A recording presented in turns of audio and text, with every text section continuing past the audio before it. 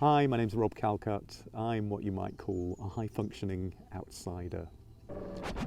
I grew up in the UK in the 80s and 90s at a time when homosexuality was considered a mental illness by the World Health Organization.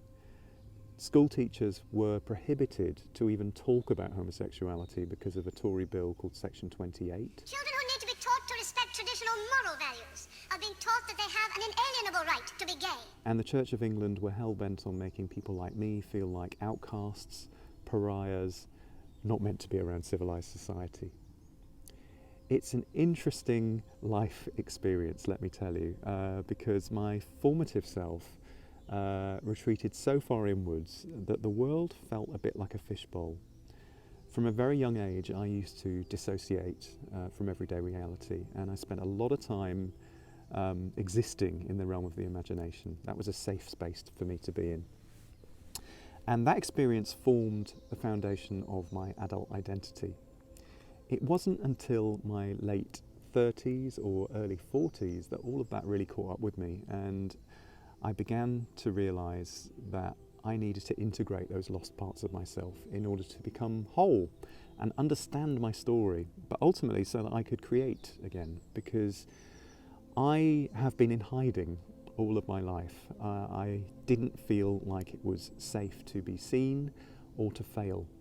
It was too high risk because doing so would make me visible. It would make people see that I am the fraud that I believe myself to be on the inside, because I have a lot of subconscious held beliefs that I'm not enough, that the world is not safe, and kind of all this stuff that is a common energetic signature of everybody that's had that outsider experience. So if this is you, I'm really pleased you turned up today. Welcome, have a look round and get in touch. I really hope that this kind of does resonate for you on a deep level.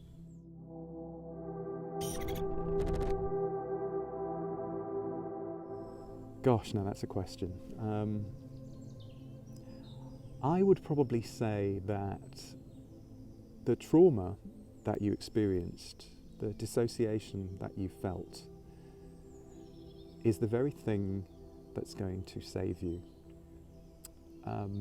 Because by allowing yourself to safely go to those places, go through those places, will give you the tools that you need to create, to become the person you were always meant to be, to shine brighter on your own terms, and to live a radical existence that doesn't rely on the acceptance of others.